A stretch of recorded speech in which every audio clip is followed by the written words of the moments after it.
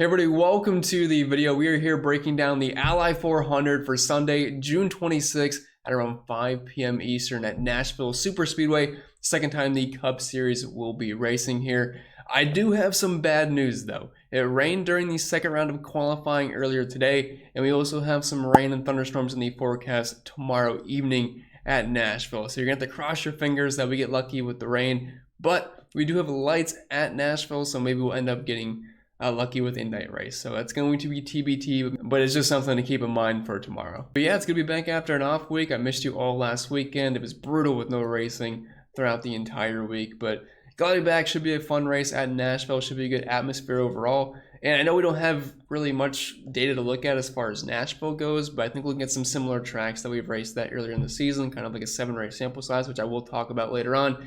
And we had a 50-minute practice session, which is a lot of data to sift through. So we should have a good idea of who's going to be fast or not. Just kind of always going to be at the mercy of whether the tires are going to hold up over the course of long runs. So we'll see what happens, but should be a fun one, and I'm definitely looking forward to it. But anyway, if you are brand new here, my name is Pennell. I break down the NASCAR DFS slate each and every single weekend on this channel. You can also find me live on Sunday mornings or afternoons on this channel, answering all the questions you guys may end up having before the race. I'm thinking around 12 p.m. Eastern tomorrow. We do have a later start time around 5 p.m., but I'm still thinking around a noon live stream so people can watch it on playback is probably the best way to go about it. So if you want to come in and join, I'd highly recommend doing that, as it's always a fun time. And you can also find me over on Osmo, or better known as Stochastic these days, doing their live before lock show and writing articles over on their website as well. And if you do end up enjoying today's free content, the only thing I ask in return is if you can leave a like on the video, subscribe to the channel if you haven't yet already, and turn on the notification bell so you don't miss out whenever I post new content. We're live on Sundays. And feel free to leave a comment down below, agreeing or disagreeing with anything I had to say throughout the duration of today's video. Or if you're just going to tell me hi or I suck, you are free to do that as well. But every little bit does help on the YouTube algo to push it out to more people. And if we can get over 300 plus likes once again this weekend, that'd be absolutely awesome. I truly do appreciate it, and you guys kill it each and every single week. Getting into this week's preview, as previously mentioned, this is the Ally 400 at Nashville Super Speedway. There's your outline of the track. I have it listed as a shorter concrete intermediate hybrid track. So it's kind of right in the middle of being a short track and intermediate. It's 1.3 miles in length. We have 300 laps this weekend and just over 200 total Dominator points available to us. And if you're looking for some similar tracks to Nashville, it's pretty unique, but I'd say the best comparisons we have are Phoenix, Gateway, and probably Richmond. Some other tracks I threw in there was Darlington just because of the length of the track. I also think Dover's a pretty good comparison because it's also concrete, but the thing is that's a steeper track compared to Nashville. And then I think some of the mid-wear intermediates like Kansas and Charlotte tracks that we've already ran at so far this year should have some decent correlation as well. So it's going to be kind of hard to know which track is going to be the most comparable to it. So I kind of threw them all into a blend and was using that as far as my comps go for this weekend. So that's something to keep in mind. But it's a pretty unique track, and we had a ton of practice data, so that's definitely going to help as well. It's not like we're going in completely in the dark this weekend.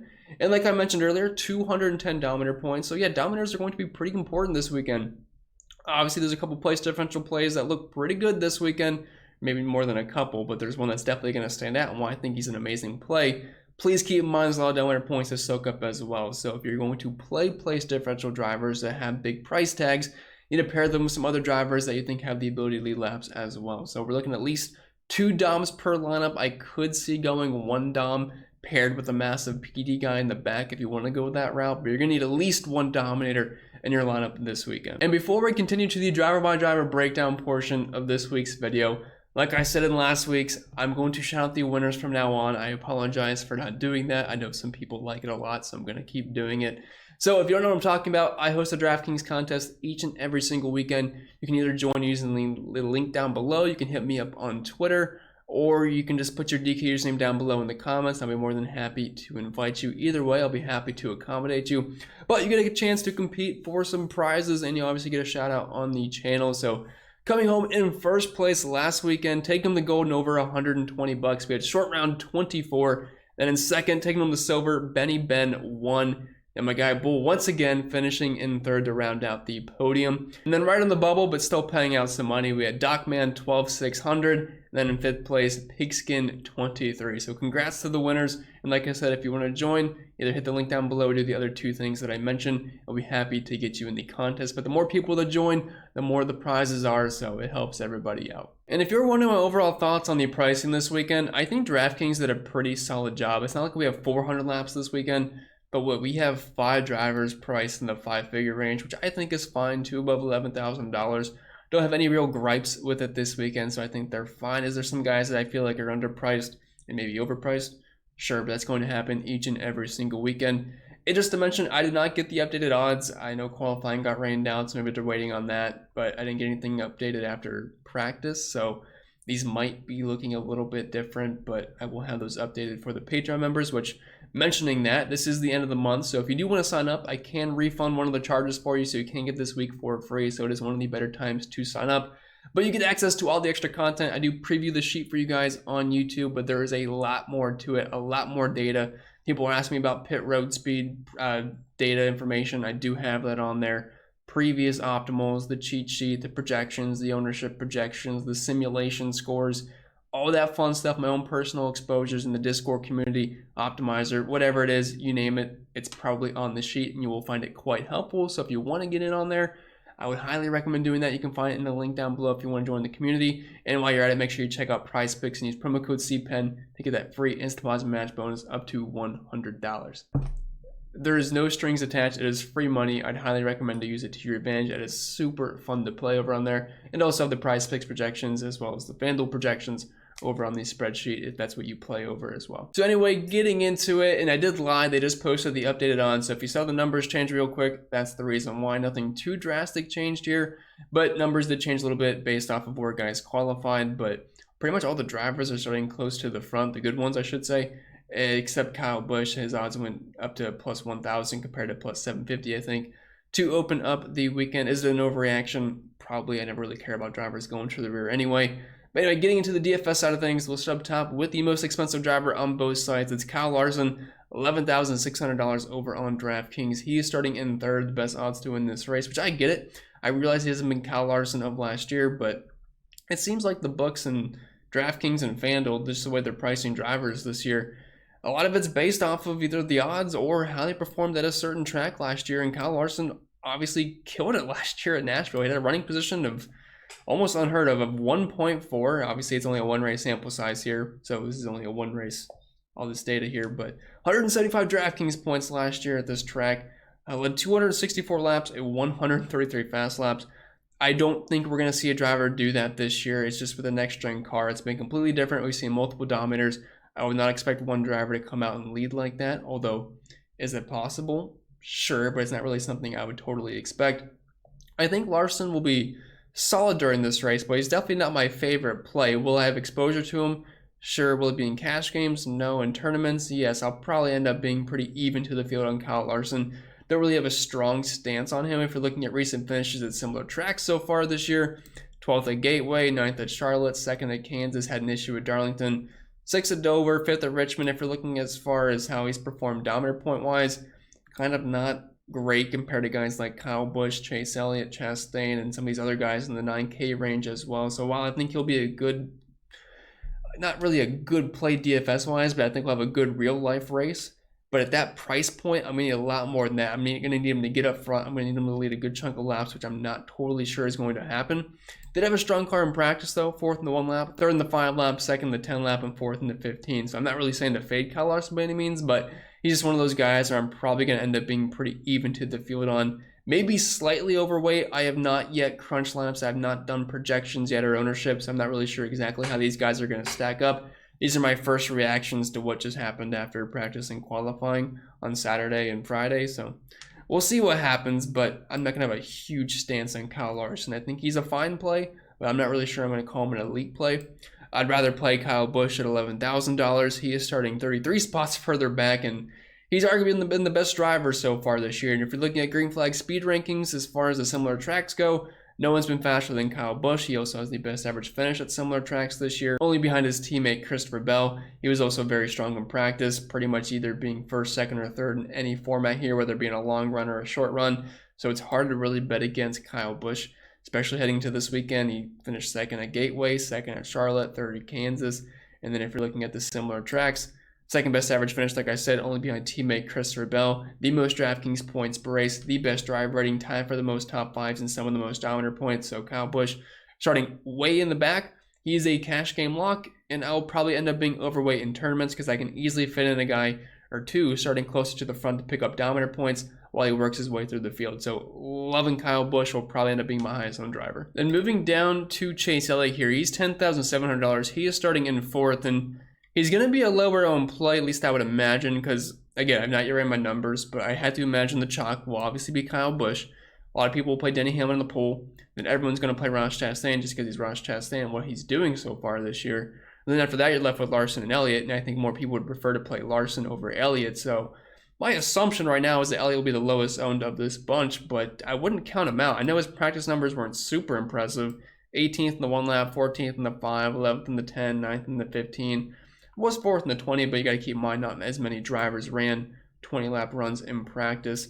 I don't really care what he did at Nashville last year, but the similar finishes, they've been a little bit rough. Obviously, there's been some issues involved for Chase Elliott. 21st at Gateway, 33rd at Charlotte, 29th at Kansas, but 5th at Darlington, 1st at Dover, which is another concrete track, so that's something I'm definitely trying to keep in mind heading into this weekend. So the numbers are kind of very up or down for Chase Elliott, but if he's going to be pretty low owned, I think that makes him definitely a really solid tournament target. So I mean, I'm not exactly sure what his ownership is going to be, but if we're talking like lower teens to maybe even like in the tens as far as ownership is concerned, it's definitely worth getting some lineups of Chase Elliott in because he could easily break the slate. Ross Chastain, $10,500. He is starting in 7th. I definitely want a lot of Ross Chastain. Also, if you saw his paint scheme this weekend, looks absolutely amazing. It's an American flag car. It looks really, really good. So I'd play him either way just because of the paint scheme, but starting in 7th, you get a little bit of PD upside. Not calling him a place differential play, but at least he has a better safety net compared to guys like Larson, Busch, and Denny Hamlin. And it's just hard to bet against the guy. He had the best long run car in practice yesterday as far as the 20 lap is concerned, was still top 3 as far as the 15 lap is. Finished 2nd last year at Nashville, and you got to keep in mind his car wasn't nearly as good as it has been so far this season at Trackhouse. And he's been a contender just about everywhere this year, whether it's a road course, super speedway, intermediate, short track, doesn't matter. Only behind Kyle Busch as far as average DraftKings points per race are concerned at similar tracks so far this year.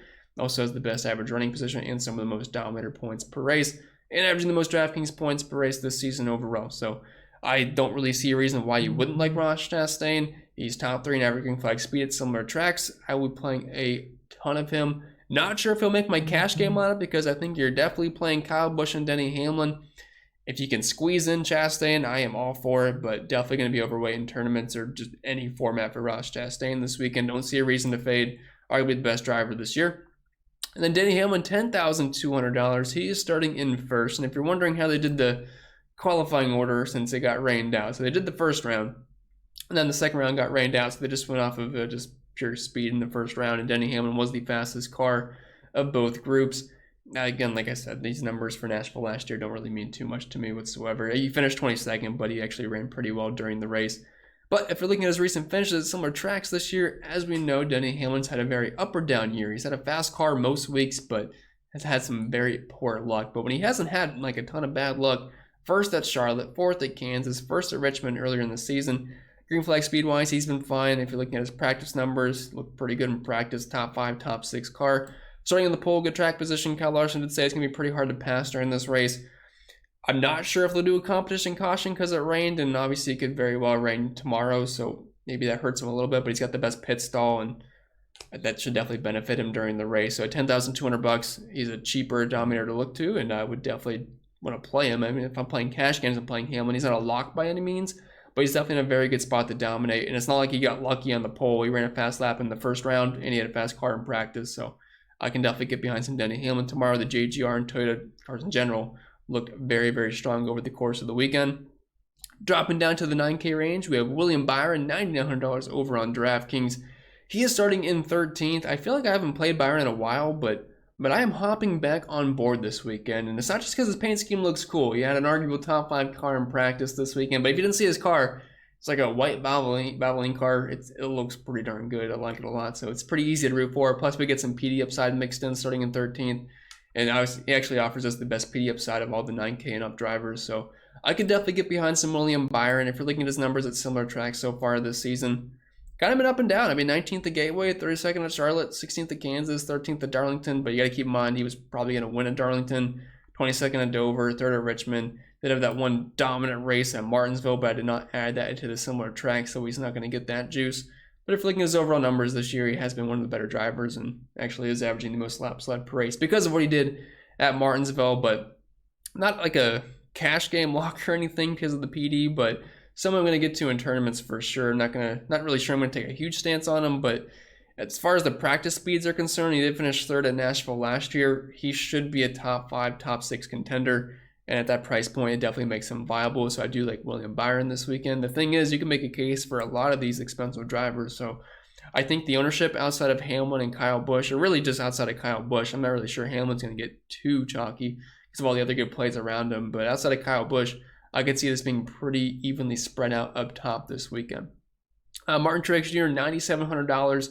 He just said yesterday he is not retiring, so I don't think we can use the narrative that he's just completely checked out because he's done after this season anymore. But he was 5th in the 15th lap in practice, pretty much top 10-ish across the board. And I mean, he's had a great pit crew so far this year. 6th at Gateway, had some dominant points during that race. 6th at Kansas, 4th at Richmond.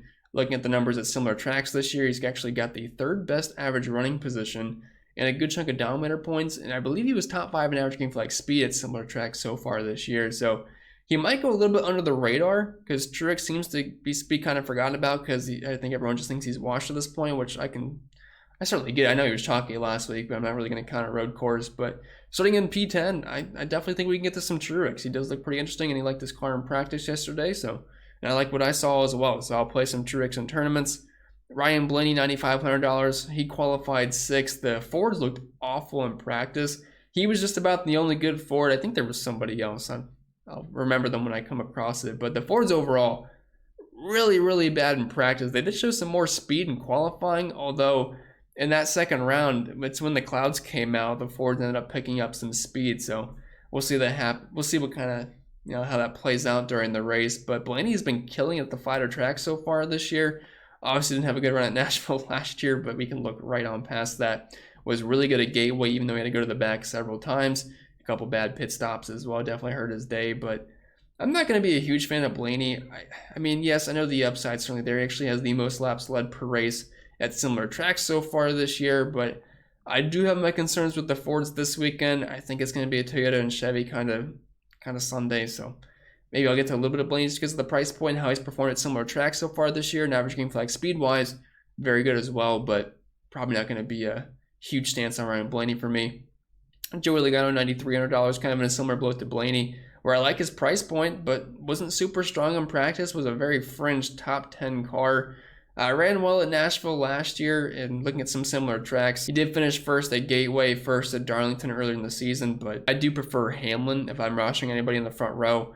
Probably not going to full fade Logano or anything, but at very best, I'll probably end up being even to the field. But the price point's nice, and if he can pick up fast laps and hang around the top 5 for the majority of the day, if track position is going to be a huge deal, I definitely think that's something worth considering. So not fading Logano, but I'm not super excited to play him, if that makes sense. Then rounding out the 9K range, we had Christopher Bell at $9,100 on DraftKings. He is starting in 9th. I feel like this is a pretty good tournament spot. Didn't really light it up in practice, but looks like he has a top 10 car. Finished top 10 here at Nashville last season. And if you're looking at the finishes at similar tracks so far this year, no one has a better average finish than Christopher Bell. I did mention that earlier, but 9th at Gateway, 5th at Charlotte, 5th at Kansas, 6th at Darlington, 4th at Dover, 6th at Richmond. Been overall very, very consistent.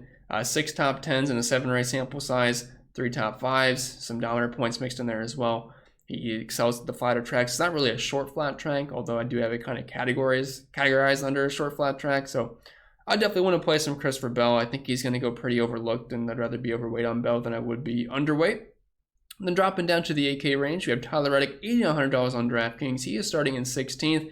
Had a pretty strong car in practice, 3rd in the 1 lap, 4th in the 5 lap, and 8th in the 10 lap. Couldn't get the top line to work, obviously, so Did have some struggles here and there, but was able to actually have a pretty strong run and just kind of got screwed in qualifying. He said he was hoping to catch the shade, but didn't end up happening, so he just kept getting pushed down. That's what I was saying, where the Fords really showed up in that second round once the cloud cover moved in, and then obviously it started raining. But so it kind of got screwed there, but I think he's someone we have to have some interest in. I mean, starting in 16th at his price point, looks like he's got a pretty sporty car this weekend. We know he's got the upside. He also has the downside. Like, I wouldn't be surprised if Reddick finished 2nd or 34th in this race. That's something he is certainly accustomed to doing, but the upside's there. I think he's a pretty strong tournament play. Alex Bowman, $8,700. He is starting in 12th. I feel like I'm not going to have a ton of interest in Bowman. He is pretty good at Dover, though, which is the other concrete track, so that's maybe the one thing drawing me to him, but didn't really impress me in practice too much. 17th in the 5-lap, 15th in the 10, 10th in the 15. I kind of just was 15th car at Nashville last year, which if he did that again this week, I don't think I'd be too surprised about it. But if you're looking at similar finishes at finishes at similar tracks,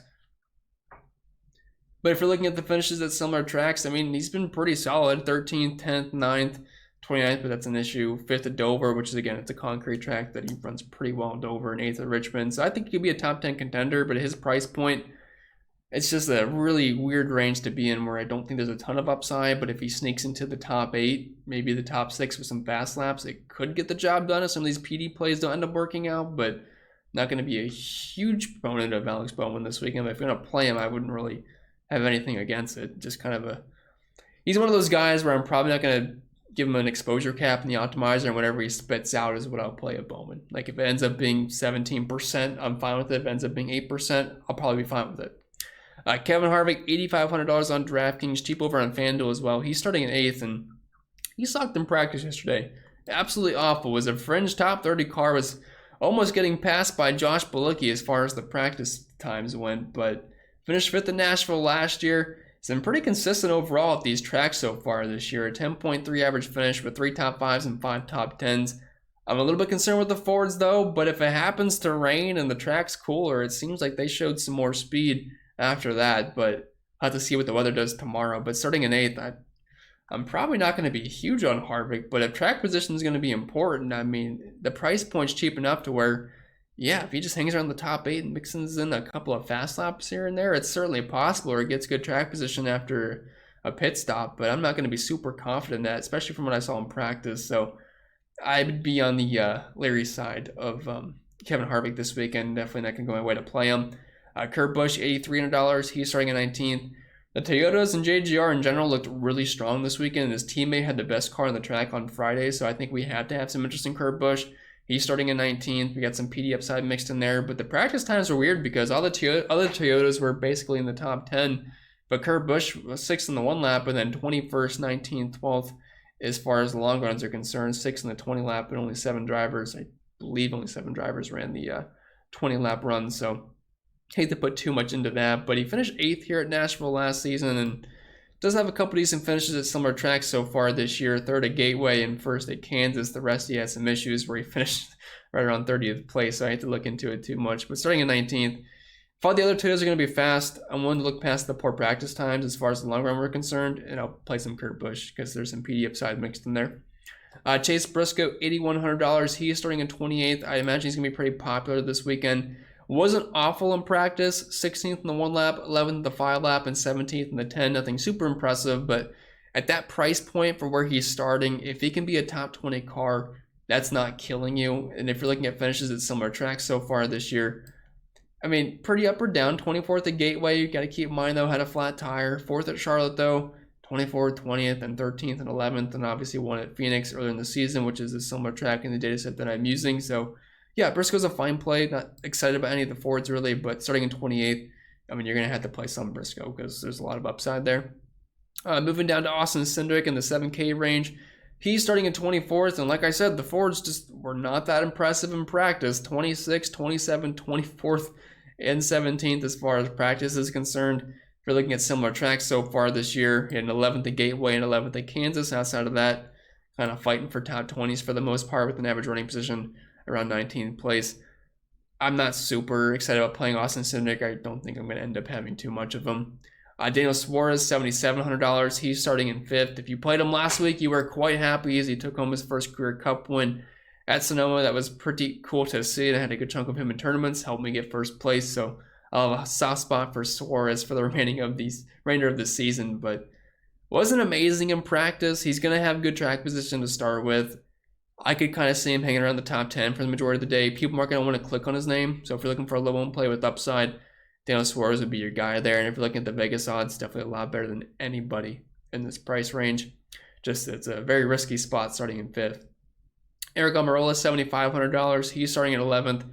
Ran very well at Nashville last year. Practice, again, the Fords just weren't amazing, but 10th, 13th, and 13th is not that bad compared to most of the Fords. Finished 4th last year. Ran pretty well as well. Ran around 6th place. And he's pretty good at the flatter tracks. 5th at Gateway, 11th at Darlington. Not a flat track, obviously, but pointing out his good finishes at similar tracks so far this year. But flat tracks in general have been his bread and butter. I think Aric Almirola is a pretty interesting tournament play here because you're going to have Erik Jones and Ricky Stenhouse Jr. picking up some ownership for where they're starting at cheaper price points. If you're looking for the pivots in this price range, it's going to be guys like Daniel Suarez and Aric Almirola. And speaking of the PD guys, we have Erik Jones, $7,300. He is starting in 23rd, and we can kind of just group in him and Stenhouse together. I think they're both fine PD plays. Jones did not finish well here last year, but the car has definitely been a lot more sporty this season. Then Ricky Stenhouse finished well here, and he's been very up or down for the most part. And the weird thing with Stenhouse is he has been absolutely awful at the flatter tracks this year, but at some of the similar tracks, he's ran really well. So I think it could go either way, to be honest. 32nd at Gateway, 28th at Richmond, but 2nd at Dover, 8th at Darlington, 8th at Kansas, and 7th at Charlotte. So he is a very interesting case this weekend. Starting in 25th, I think we can certainly play him, and with how he ran at Nashville last year, it definitely makes me feel a little bit better about it, but he was kind of a fringe top 20 car as far as practice is concerned. Erik Jones showed a little bit more speed, so I feel like if I had to pick between the two, it'll probably be Erik Jones over Stenhouse, but they're both very similar plays, and both are probably going to project quite similar. But if I had to project who's going to finish higher, I would say it's going to be Erik Jones. And Austin Dillon, a very similar play to the two above. He just wasn't super impressive in practice. I think him and Stenhouse are probably going to finish pretty close to each other, and if that's going to be the case, I'd rather take the 5 extra spots with Stenhouse. I feel like Dillon you could kind of trust a little bit more just to not completely screw it up, but the upside's definitely there for Stenhouse. And Dillon, while he can be a top 10 contender, both have average finishes of 16.1 so far this year with similar average running positions. So, I mean, for me, it's going to be Stenhouse over Dillon, but they're both pretty similar plays. I'll probably end up having similar to both as far as my exposures are concerned. Dropping down to the 6K range, you have AJ Almondinger, $6,800 on DraftKings. He qualified pretty well, starting in 14th. Practice looked like around 20th to 25th place for the most part. I don't really see him improving upon this 14th place finish, so probably not going to get to a lot of dinger. Did finish 10th at Gateway, though. I will give him that, but I don't really see that happening again. He'll be low owned. Bubba Wallace and Brett Keselowski will certainly carry a lot more ownership, so if you're looking for a pivot, he's available to you, but I don't really see myself going that route, especially when you have Jones, Stenhouse, Dillon, Keselowski, and Wallace all right around there.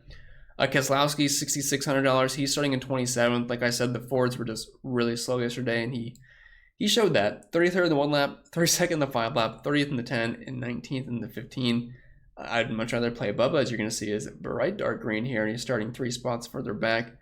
I will still play Keselowski because of where he's starting, but I'm not going to go overboard on him. I think he could end up being a trap play and could just get stuck in that 25th place range for the majority of the day, but I mean, you can have to play him a little bit just because of where he's at, but not excited about it. I'd much rather play Bubba.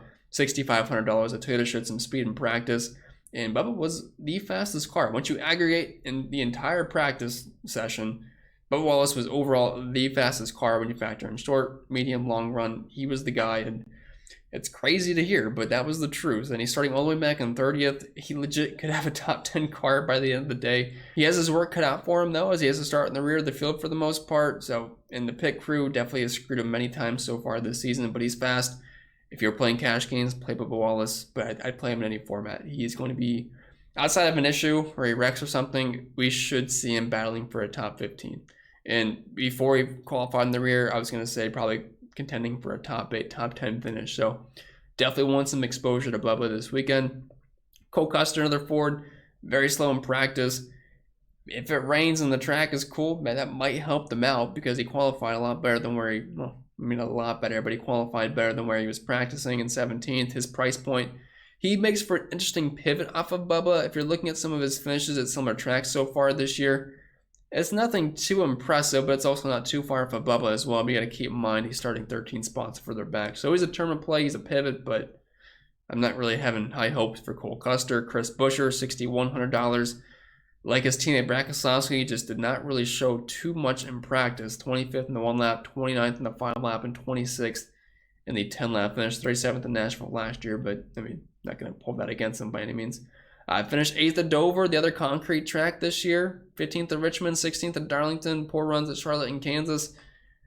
Very similar play to Colt Custer, but starting 2 spots further up. A very risky play. I don't think I'm going to have too much, but after what he did last week, I could see him picking up some more ownership if people are just looking at the game logs to say.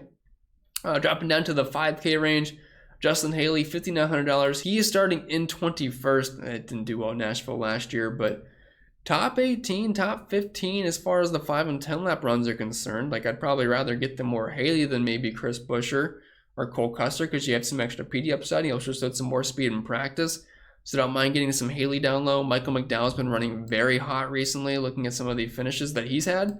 8th at Charlotte, 7th at Darlington, 18th at Gateway, which is right where he's starting this weekend. But his price point, if he holds his own ground, I mean, you're not really complaining that much, especially if guys like Ty Dillon, Harrison Burton, and Todd Gilliland don't move through the field at all. So he's an interesting pivot off of those guys. But we could kind of throw in Dillon, Burton, Gilliland all in the same, throw them over a blanket, throw out basically the same play. I feel like Ty Dillon will have the most ownership just because he's been kind of that popular pump play that has worked out a lot so far this season. So he'd be my preferred guy down here. But if we're looking at the practice speeds, throughout the weekend, all very similar, but Ty Dillon did show the most promise. 23rd in the 10 lap compared to 27th and 28th, but all pretty good plays down here. I would just kind of mix and match. And then Corey LaJoie for trying to get off some of these chalkier plays. He is starting several spots higher, so it's going to be lower owned just because of that. And it's harder to trust Corey LaJoie, but did finish 16th at Nashville last year, and he actually showed some speed in practice. 15th in the 5 lap, 16th in the 10, and 14th in the 15 lap. We've seen a couple times this year where I believe Corey LaJoie started a few spots, or 5 to 10 spots further up than some of these guys in the back, and he's able to hold his ground where they're kind of stuck in the back. So don't think LaJoie is someone you should completely overlook. But after LaJoie, I am not playing any of these guys. No Cody Ware for me, no Balicki, no McLeod, no JJ Yaley. I will go no lower than Corey LaJoie this weekend. But with that being said, I think that'll be it for the video. So if you made it all the way through the 30 minutes, I truly do appreciate it. You can let me know down in the comments below. And if you did enjoy today's free content, make sure to leave a like, subscribe to the channel if you haven't yet already. And if you want to check out the Patreon, I am offering this last week for free as long as you stay signed up throughout the next month. I can refund one of the charges for you, so it's a pretty good time to sign up. And make sure you check out the sponsor of the show, Prize Picks. They do make these videos possible. You can use promo code CPEN to get that free instant deposit match bonus up to $100. Come in, join the Discord community, all that fun stuff. Follow me on Twitter at ChrisPennell16, CPEN16 over on IG. You can catch me tomorrow on the live stream, probably around noon Eastern. And you can find me over on Awesome or Stochastic, 4 p.m. up until 5 for Lock at Nashville. Hope for no rain. Cross your fingers, cross your toes. I'm looking forward to the race tomorrow. Should be a fun one. And I wish you all the best of luck.